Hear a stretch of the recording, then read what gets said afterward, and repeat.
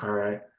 Hi, everybody. Welcome back to another edition of It's Brewin at McEwen, a USF baseball podcast. I'm your host, Mark Giardino, and today I'm joined by a special guest, the head coach of USF baseball, Coach Mitch Hannes. Coach, it's great to have you back on the show. How are you doing today?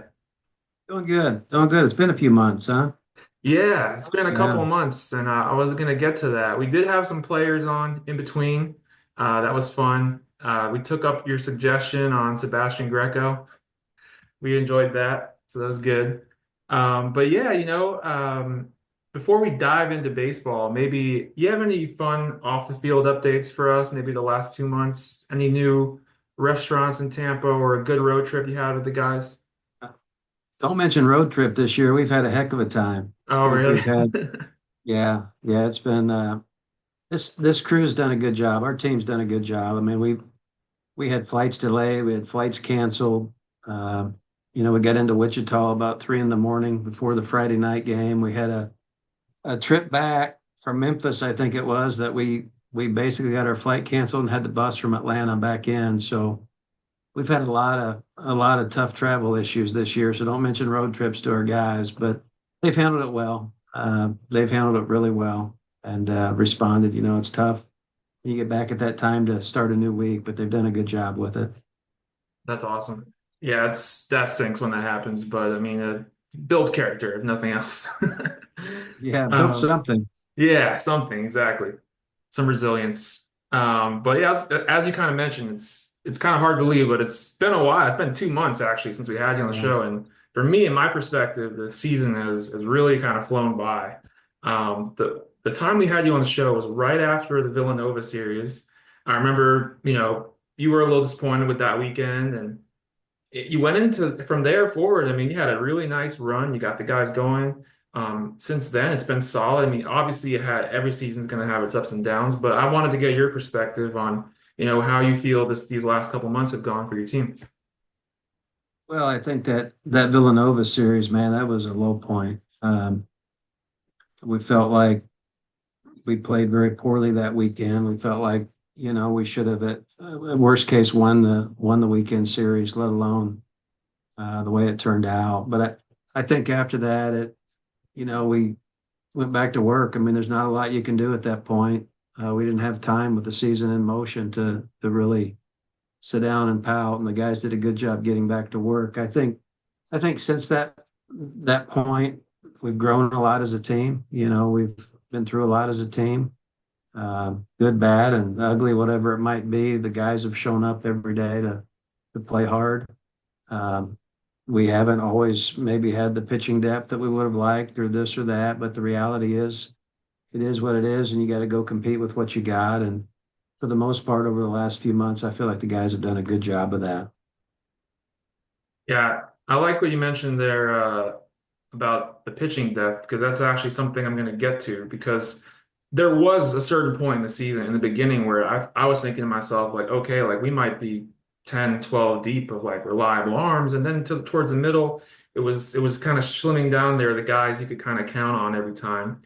But in the last few weeks, we've really seen that depth kind of step up, which is great. So I kind of want to kick it to the next segment here. Just some of my observations and just some questions I have since the last time we spoke. So I wanted to bring up a few names actually of some of the guys that I was thinking about who had these positive turnarounds. The first one that really comes to mind is Adan Longoria, right? I mean, he was just named the AAC Pitcher of the Week. He started off the season nice. The first couple of weeks looked really good. Then he had some ups and downs, and then we didn't see him for an entire month until he had that great outing against Florida. I just wanted to ask, like, why did he miss the month, and then why do you think he's been able to really turn it around in a positive way? Well, I think the big thing in all of this is guys don't disappear internally for a month. I think as time is going on, we're watching bullpens, we're watching those guys throw against our hitters, after a weekend series who may not gotten a lot of at bats. Those guys that didn't pitch will throw in kind of a simulated scrimmage. We're watching bullpens, we're watching all of that. And I think for a lot of guys, the reality of just like I told Aiden and I mentioned to a lot of other guys, you've got to earn trust. And that's the reality of all of this. We got to trust to put you out there and put you back out there. And there was a time period that he really scuffled with his slider, which caused some command issues with the fastball and just trying to do too much. I think, like a lot of guys, when they struggle the first time, it was good outing, good outing. Then when he struggled that third time out, he really went downhill for a while. And I think a lot of that is how you handle those bad outings and you get back at it. And I think he just got caught in that spiral for a while and worked his way back up the mountain to get out there and go. And I think that's obviously very impressive to watch. I watched a few bullpens in the middle of that storm, and man, he couldn't find our catcher. Hmm. But he battled through all that and got himself to a place. When you go through those mental struggles, it's never easy. But the reality is too, we're a college baseball team, and when you struggle, other people get those next two or three opportunities. And until they struggle, you don't get one that comes back your way, and that's just the reality of it. Yeah, no, that makes a lot of sense. Yeah, I mean, like a month, and like you said, you're watching those bullpens during that period, and like you said, fighting through those things. But as you're impressed as his coach, I mean, as fans, I mean, I love seeing something like that because you saw the potential in the beginning of the season, and then you kind of just see it go away, and you're like, man, that would just. So there's a couple other stories like that I wanted to bring up actually. Go Well, ahead. the other thing I'll mention on all of that, teams adjust. The minute you go out there and throw, the first couple times teams have your DNA and they're going to set up a game plan to beat you, and you've got to be able to counteract that. And when we were going through that period where we're trying openers, we're doing everything we can to try to stop the bleeding. It was a rough few months for us. Actually, a rough 2 or 3 weeks until we finally settled into a direction we wanted to go with things. Yeah, definitely. The period of using the opener, and I'll give you a lot of credit. It was on our podcast actually that you had mentioned that you were going to go with that strategy that weekend against Maryland. And when I first heard it, I was like, that's cool. Because what was happening at the moment wasn't quite working. So you wanted to change something. You did. You got those results, and it was awesome. But then you were seeing an evolution in the last 3 or 4 weeks where you're kind of getting back more to traditional starter roles, which is good to see too. Nice. But We've seen guys start to take jobs as opposed to just getting opportunity and really not taking the job. We've seen that evolve. We watched Jack Nedrow go from a bullpen piece to a guy that's been a good starter for us. We watched Corey Kling go from struggle a little bit out of the pen to being very solid the last few times. And I think I wish this would have happened earlier in the year. I wish guys would have taken jobs and never relinquished them. But we had some turbulence uh, in that pitching area, and we just had to adapt and adjust and try to do what we felt was best for our team at that given time. yeah, no, definitely. And that's actually, you mentioned a couple names that I wanted to mention in this segment, actually. Corey Kling is a very similar story to Adan Longoria. He started the season great. And when he got into his period where he was struggling, it was pretty bad. He was having a few bad outings for sure. But in his last 10 and a third innings, he's only allowed a run, only allowed 5 hits, no walks. I mean, and this is kind of consistent with the Corey Kling I was familiar with because in 2024 he was effective. In his summer ball, he was effective. Beginning of the season, he was effective. So that bad stretch was really surprising. But like you said, teams adjust. They have video, they have the data analytics on all these pitchers. What do you think is the story with Corey Kling and how you got him to kind of start doing better? Well, I think with a lot of these guys, they spend a lot of time with Coach Schlereth, and they're constantly trying to tweak things that need tweaked and tighten some things up. I think he's worked hard at a little more internal rotation to hide the baseball. Uh, and it's really helped him. I mean, if you watched him early, he didn't quite rotate in as much. And I think that's a tweak they made that's really helped him. And I know sometimes when you're in the storm and you're tweaking things, um, they don't grab it just that Tuesday and all of a sudden they have it Wednesday. It takes a couple of weeks to really take hold and for guys to make those in-season adjustments. So I think with all these guys, I think it's the constant it's the constant work in that pen with Coach Schlereth and working some things out and figuring out some things, and then giving that time to really take that a guy can go to a game mound then and actually execute the adjustments. So I think that's what you're seeing with a lot of guys. That's awesome. I mean, I can really relate to that, having played a lot of competitive golf in my life and knowing that you try to tinker with your swing to swing change. It's not going to look good for a few weeks, maybe a month.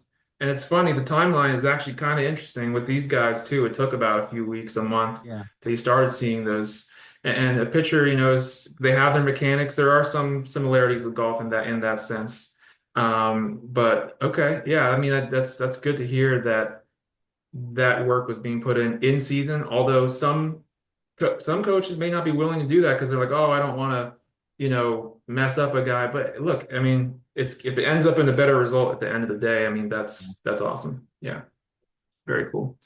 The the last guy I wanted from pitcher standpoint for turnarounds, that also really has stood out to me lately, and he's an important one. He's really the only left-handed pitcher that's kind of consistently being used out of the bullpen at the time right now. That's Brandon Keyster.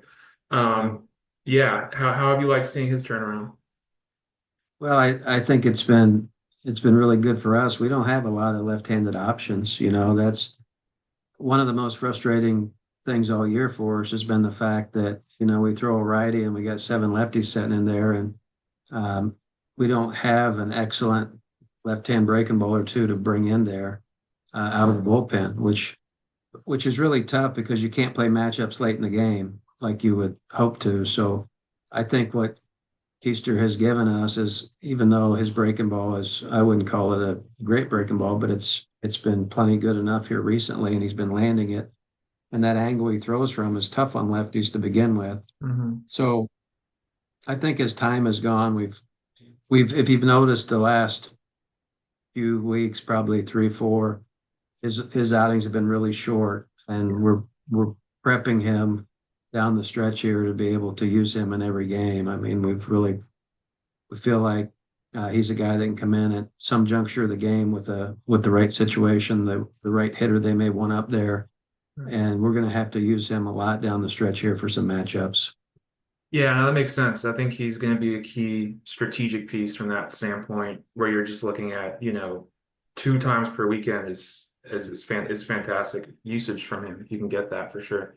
And obviously, as the tournament comes around, which we'll get to later, that's a whole week long baseball. So, and then the last thing on pitchers, you mentioned his name before. I mean, I just wanted to give a shout out to Jack Nedrow. I mean, since once we had you on the show, he was actually coming off that rough outing against Villanova. And then ever since then, he went into the bullpen for a bit, and then he seized that starting role. I mean, he has a track record. We all know he was a Division II All-American as a starter, but the adjustment to Division I and just claiming that role here at the end of the season. What have you seen out of him? And then my one other thing on that is his hand okay? Will we be seeing him this weekend? Um, in terms of the hand, we he's okay. X-rays and everything came back fine. Obviously, there could still be a little. He certainly isn't feeling 100% after Hmm. taking that off the knuckle. But I think the other thing is Coach Schlereth really took away a few pitches from him, and had him focus on throwing two to three instead of maybe three to four. Hmm. And I think that transition has really helped him. It's really paid dividends. Um, and you've seen it. I mean, we've all watched it. He's been very good for us for the last month. So, and then the other thing is he's a really good competitor. I think that gets lost in a lot of this. I think he's a good competitor, and he handles failure well and sticks his nose back in there, and he's not scared, and that's been great for us. I mean, we needed someone to really jump in there during this time period over the last few months, and he's certainly a guy that has really stepped up for us. Yeah, I mean, that was huge. I mean, I don't think he would have ever been able to get Ofoli away from the opener strategy if he didn't step up in the manner that he has, Right. which is huge. But yeah, I can see what you're saying about him using less pitches. From what I'm seeing, a lot of usage of the cutter. Is that kind of what you're seeing? Yeah, I mean he's thrown that a lot. His ability to locate has been excellent. I mean he's been whatever coach has called, he's whether it be fastball in, cutter away, whatever it is, he's been on target. And I think that's been the biggest change. I think early on you just saw a guy trying to do too much Yeah. and he's settled down and it's common for a lot of these guys as young players, even though they might be a senior, he still is transferred in wanting to prove himself and wanting to prove it right away. And um, it just took a little time. Good. Well, he's peaking at the right time, so I'm glad, very glad. So my last part of this segment here, I just wanted to also shout out some position players. We talked about pitchers. So here's a few position players that have kind of stood out to me since we last spoke. So one thing we talked about in the last podcast was you had mentioned a few names of some guys that you said, look, I think they're going to turn it around soon. Just we're going to stick with them. One of those guys was Lance Trippel. After the Villanova series, his batting average was at 192. You even mentioned like, look, no one's more upset about how he's doing than himself, right? But since then, he's batted 292 with an 887 OPS, which is one of the tops on the teams during that time span. Um, what can you say about him, his turnaround, and just the role he plays for you guys? Well, I think first and foremost, he's thrown that gear on about every game, which is impressive in itself. Um, the amount of time you got to spend taking care of your body and in the strength room and nutrition and everything else to be able to catch the number of games that he's caught for us is not easy. And I think he's evolved into one of our leaders. And we kind of thought that's the way it would be, but it's certainly over time worked itself out. And I think initially, like again, like a lot of guys, they want to prove themselves. They want to prove it early and often. And when you don't, you tend to panic a little bit and try to do too much. And I think as Lance has settled in and maybe let the game come to him a little bit, let the at-bats come to him a little bit, as opposed to try to force things up there, he's gotten a lot better. And just like on the pitching side, those hitters spend a lot of time with Coach Peters, whether it be in the cage, whether it be on the field, and they're constantly putting time in. And I think that goes unseen, by a lot of folks, but you're really happy to see guys that when they struggle, man, they go back down there with Coach Peters and go to work and spend time and they don't just sit back and say, well, eventually I'll get it. So give Lance a lot of credit. He's put a lot of extra time in with Coach and I'm glad to see it land where he is right now. And I know he certainly feels a lot better at this juncture with the way everything is played out. That's awesome. And yeah, I mean, you mentioned the amount of times he puts on the catcher equipment. I mean, every time he's in the lineup, he's playing catcher, and it's practically every game. I mean, it's really impressive. And just to hear you talk about, the fact that there is way more that goes into that than what meets the eye, the recovery, the nutrition, yeah. So credit to Lance. We're enjoying seeing what he's doing, and it's going to be exciting to see him finish the season out for sure. Couple other names that have really stood out since we last spoke. One, in the sense of it's a very similar story to Lance. Rafael Betancourt, after the Villanova series, he was batting 170. And that's a guy who was a career pretty much 300 hitter, preseason all conference. That must have been really tough for him. We didn't really talk about it that much back then, but since then he's been batting during the span since then, he's hit 321. So that's a drastic turnaround. His season average is at a nice, more respectable place now. What can you say about how he's done? Well, and even early with Rafi, I know his average didn't bear out a lot, but he was still giving us some quality at bats. So we felt like over time that he was going to be fine, just because of the number of times he found the barrel early in the season. So again, credit to him by not panicking and staying at it and extra work and extra time. And these guys have been great about, we got a 6:30 game shoot. They might be in the cages at 2 o'clock with Coach Peters tomorrow. And that I think you root for guys that are going to put the time in. And I think the fact that guys have gotten out there early and put the extra time in you see a lot of those turnarounds happen because they're willing to make the adjustments that are necessary and stick with them. Definitely. And one thing I've observed about Rafi, like watching him for 3 years now, is his approach to the bat is kind of unique compared to some other players. I see him attack early and often in counts. Um, is did you kind of notice that approach of his, and when you came in and say, hey, that's how that works for him, just let him do what works for him? I think part early on when he was struggling a little bit, I think he might have been doing that a little too much. Okay. Here lately, I've certainly observed more at bats where he has taken marginal pitches earlier in the count. So I think as he's gotten hot, I think he's been a little more selective up there and maybe not swinging himself into some outs, Right. early on. So I know this weekend at Florida Atlantic, I watched him a few times taking borderline pitches and then getting good swings. So I think again early uh, when our guys were anxious, especially during that Villanova series, we were trying to hit the first thing that came up there. We didn't care what it was or where it was, and that's why that was such a frustrating weekend. Right. Right. Yeah, definitely. Another name that's kind of fun these last two names are pretty fun to talk about as well. This guy was after the Villanova series. I think the Villanova series was the first series where he was like starting every day, pretty much, or almost every day. And that's Carlos Jacome, your second baseman now, your everyday second baseman now. Opening weekend, week two, week three, that wasn't quite the case yet. He was getting in and out a little bit. But he's really established himself. He's gotten the AAC Player of the Week at one point. His hitting stats are amongst the top on the team across the board. What can you say about him? Well, I think beyond the hitting, we were at a point early in the season where we're just trying to solidify our defense. We just didn't have a great feel of where we were at defensively. We felt like we needed to shore some things up, so we put him in there, and he certainly shored up, second base for us and played a very solid defensive second base for us.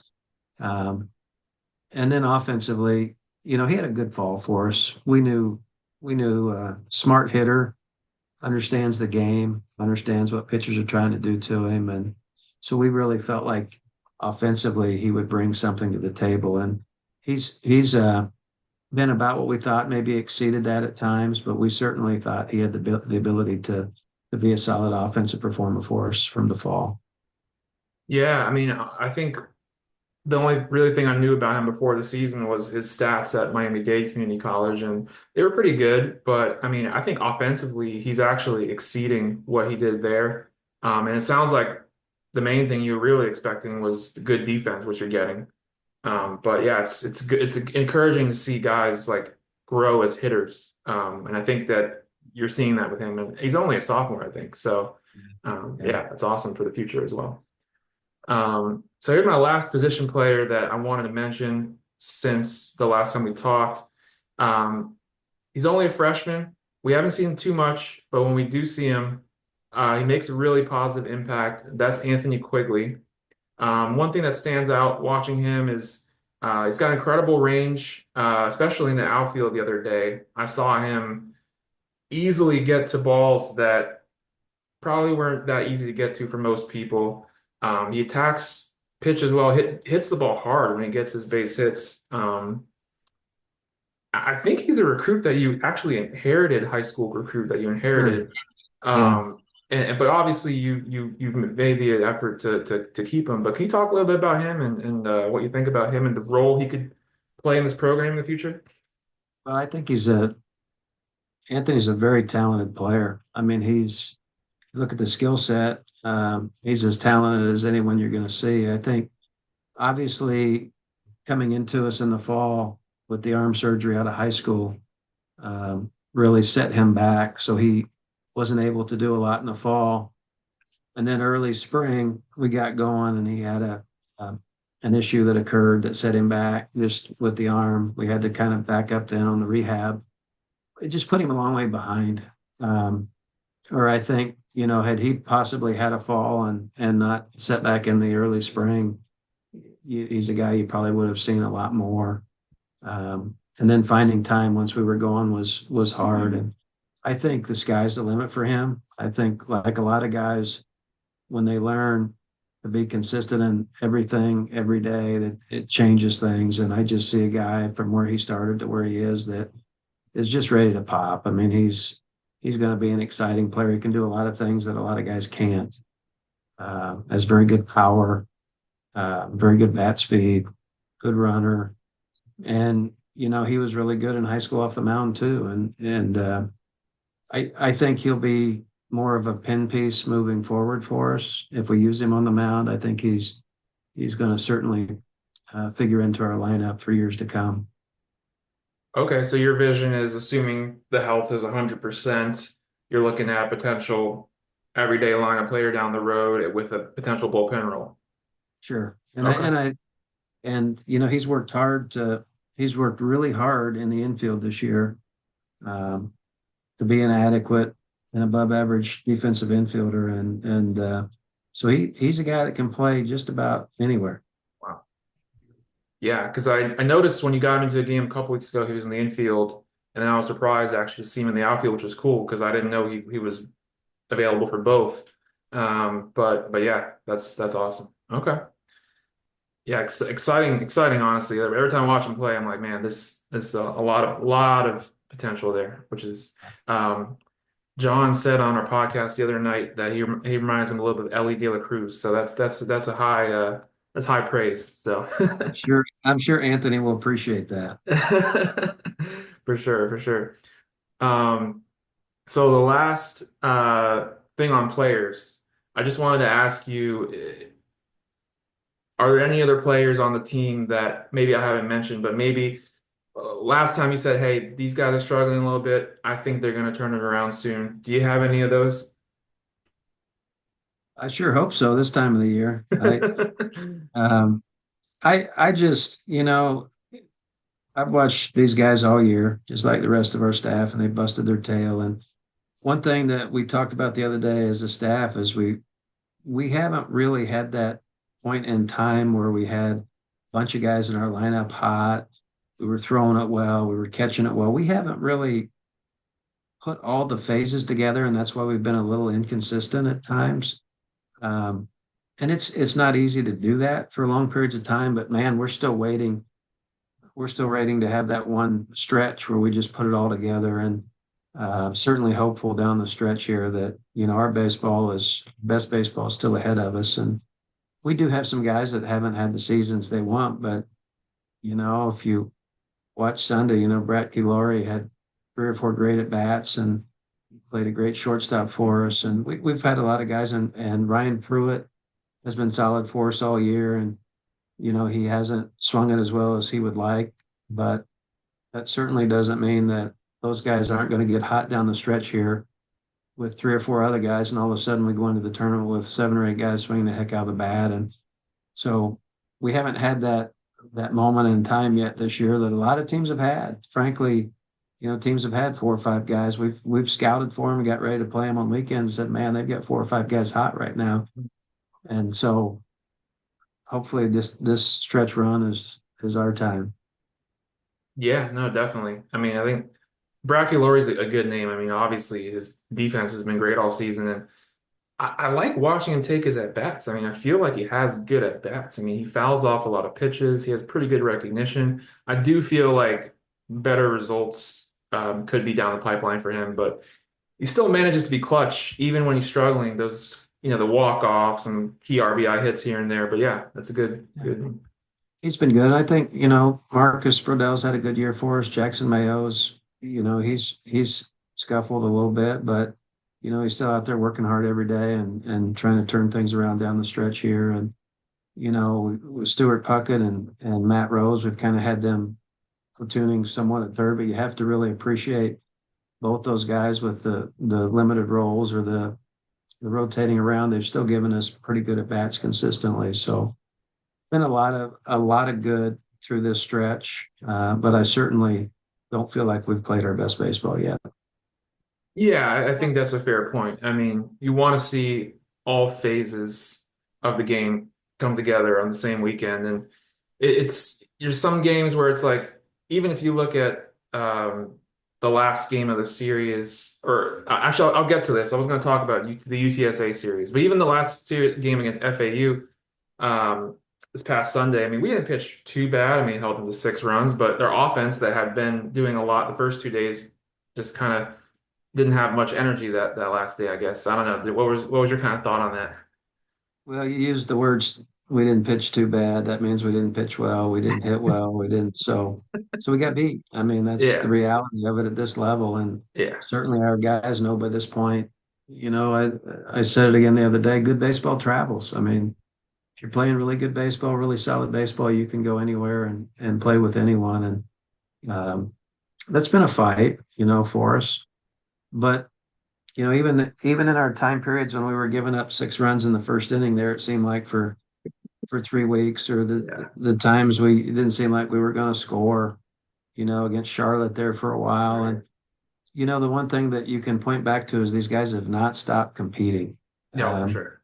so as not too bad as we've played at times, we've still competed our asses off, and that's been the most important part. That's been the mission all years, to go out and make sure the people that follow us, like you guys and the other fans and our alumni, they know that when we walk out on that field, they're going to get everything we got. Yeah, and I'll 100% agree that when we watch them, that's what we see. I mean, we love the fight. There has really barely been a game where I feel like we're out of it. I mean, you always see us clawing back. And I do want to touch on the UTSA series here at the end, but we'll get to that in a second. But the last segment I just want to kind of get to is just let's talk a little bit about this last weekend of the season coming up and the AAC tournament coming up.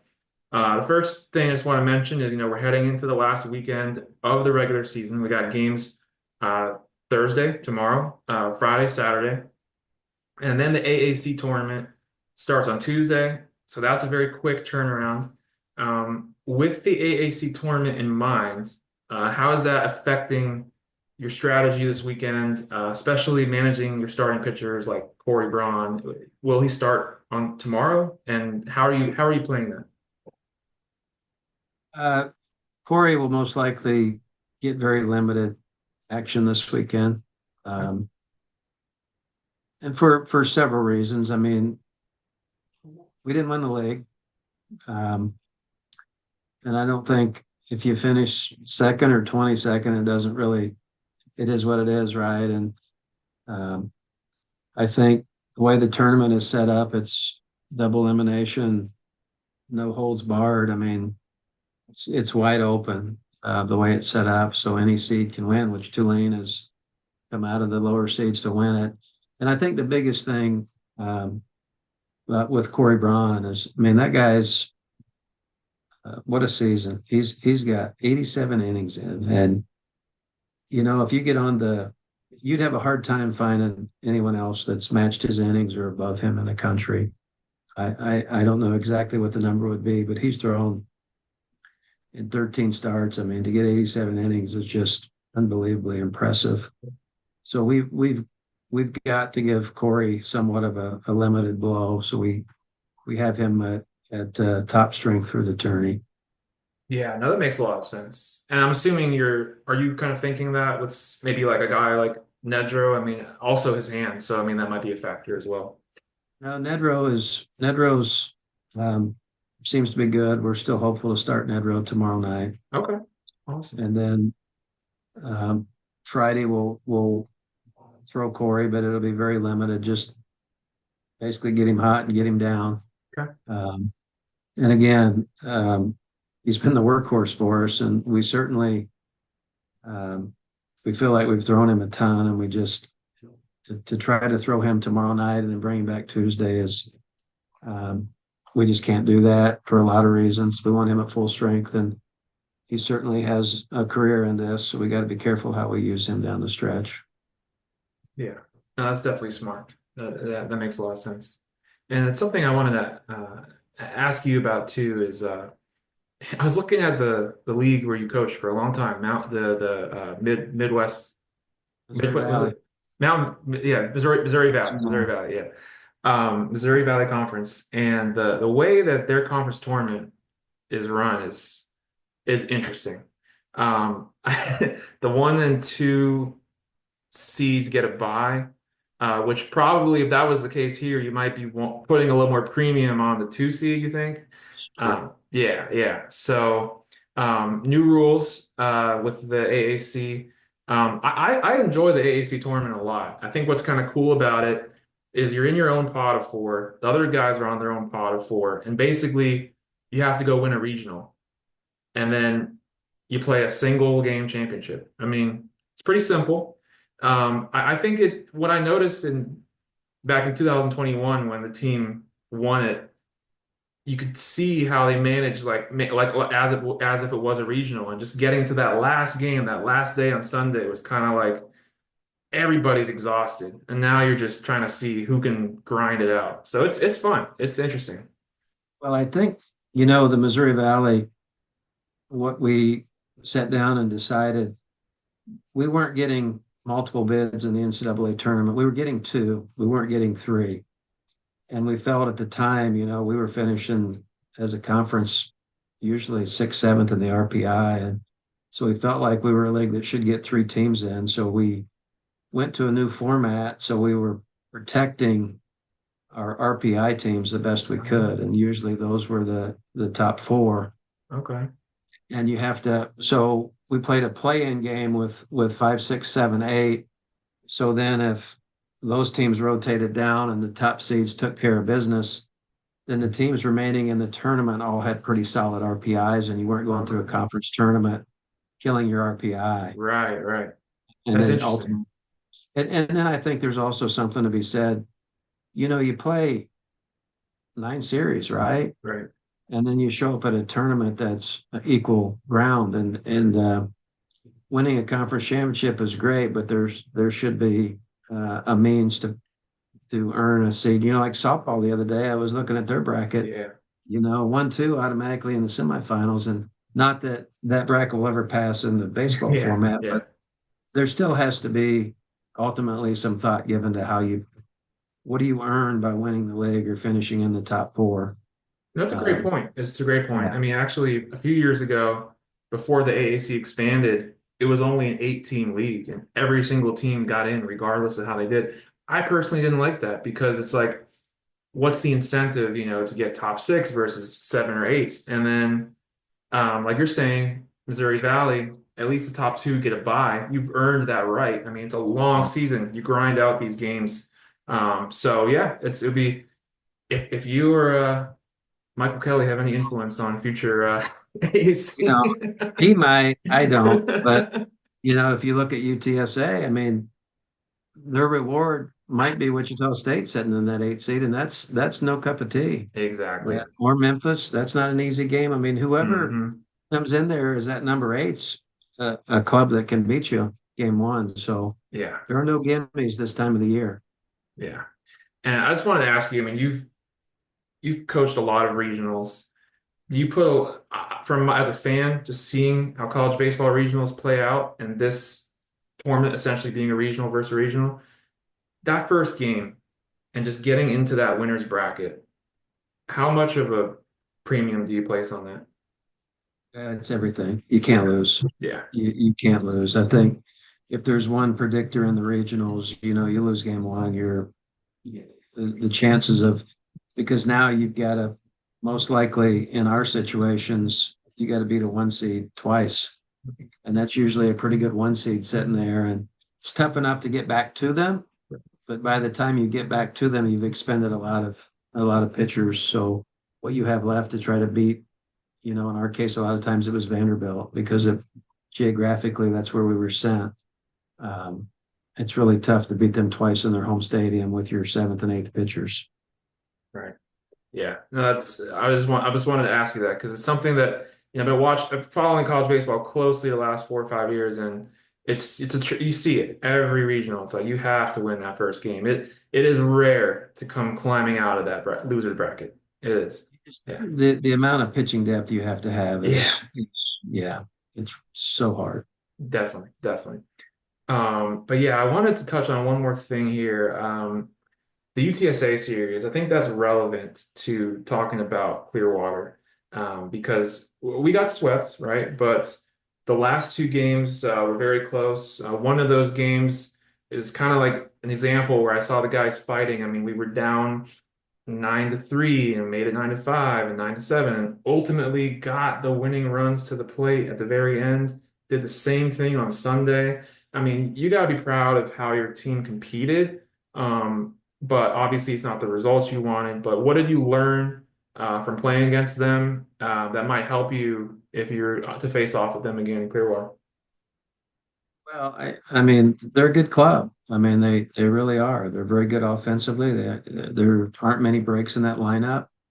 Um, you've got to play very solid baseball. If you make a mistake, which we did a few times in that series defensively, they take advantage, and that's good teams do that. It seems like you open up the door, and next thing you know, they get a three spot. Um, and a lot of teams get the door open and can't take advantage, but they certainly do. I felt like they pitched it enough. I didn't feel like, if we could have gotten a little deeper in their pen, I think things might have been different. They basically used 5, 6 guys, for the weekend, um, and were able to hold serve. But I think all year has been a learning curve for me for sure. I mean, a lot of these guys in the league we've never seen or coached against, or so just getting a feel of how people play and how they do things and what they like to do in certain situations. Will they bunt? Will they swing? Do they like to run here? You know, what types of pitches are they calling when their backs against the wall? And so it's all year's been a learning curve, and it's a typical college season. There are many moves that I would like to have do-overs on, and there were a few in that series I'd like to have a do-over on. Um, Especially Friday when, Corey had that 5-3 lead. And so I felt like we matched up pretty well against them. You never know when you go in against a team how you match up, but I felt like we matched up pretty well. I just feel like they were a very confident team, not the least bit concerned when the road got rough. And give them credit. They came in here and beat us. We didn't lie down. We didn't play terrible baseball. Um, they just beat us that weekend. But we certainly, from that, the guys turn around and we go up to Florida and then to Florida Atlantic. So, you judge responses more than anything else in this world, how people respond to a perceived bad weekend. I was really pleased with the way the guys responded. Yeah, I was that wasn't even on my kind of points to make, but the response after UTSA, that was awesome. To go up to Gainesville and to have that performance, especially we talked about it, Adan Longoria, his first time pitching in a month, pitching the way he did, Kling pitching the way he did. Um, yeah, so you learn a lot about your team, obviously, when you see how they respond to adversity, and you have to like what you saw in that sense, for sure. Absolutely. For Yeah, sure. absolutely. Nice. So my last question before we get to the last conclusion here, I'll just, ask you straight up, do you think that your team can win the AAC tournament? And if they can, what will it take for them to do I I mean, we wouldn't even show up in Clearwater if we didn't think we'd save the money. Uh, that? our team understands it's anybody's game now. They know that. These guys are smart. Um, they're not scared. They're going to go in there and give it hell, and we'll let the chips lie. I think the big thing for us is making sure we go in and let it loose and not play the least bit. There's nothing to be fight about or timid at this point. I mean, we're not the favorite, and that's a good thing when you go into a tournament. Sometimes if you're that one, you're a little tight, especially if you're worried about the RPI and Mhm. things going on. So I think we have to relish in the underdog role and maybe do some things that others aren't willing to do in terms of being aggressive with some things. But I think this time of the year, what the most encouraging piece is, and I said it earlier, we have not played our best baseball. And Right. this time of year, it's about who gets hot and plays their best baseball. It's doesn't matter what's happened to this point. Yeah. It's really hard to sustain over a 3.5 month period, in college baseball, and play at a certain level all year. And I think sometimes teams peak too early. I feel like responding after the UTSA series, the way we played at Florida, the way we played at FAU, uh, getting ready for this week. I just see our guys every day, getting a little better, uh, and so I think the big thing is carrying that into the tournament from this upcoming weekend. That's awesome. Yeah, I definitely will be watching closely this weekend to see, how that momentum is continuing because the last week and a half has been really encouraging. And yeah, if they can, you want to play well going into Clearwater, obviously. So this weekend is important to maintain that momentum for sure. Yeah. Sure. So And my it's last thing, go ahead, go ahead. and it's senior weekend. We got some guys that'll be suiting it up at the Red for the last time. So I think Saturday, the 2 o'clock game is our senior ceremony. So we have several guys that this is it, their Right. last go round. So kind of a bittersweet weekend, always that last one. Yeah, no, it definitely is. And that reminds me, I think when you joined or when we got hired by USF, I remember there was a video of the senior day when your son was playing against you. Is that right? Yeah. That's Yeah. pretty cool. I never got to ask you about that. What was that like? Um, Not a lot of fun playing against your own kids. Yeah, he had his senior day at Valparaiso when we finished our season there. So I was able to be there for his senior presentation, which was awesome. That's really cool. Combining work and family at the same time. That's awesome. Very cool. Well, hey, before we let you go, we always just like to give you the final word. Is there anything else that we have talked about that you want to share with Bulls fans? Anything about the team or just what you've seen from your guys or just any message to the fan base as we head to the final week and the conference tournament? Nothing more than I'll just reiterate what I said earlier.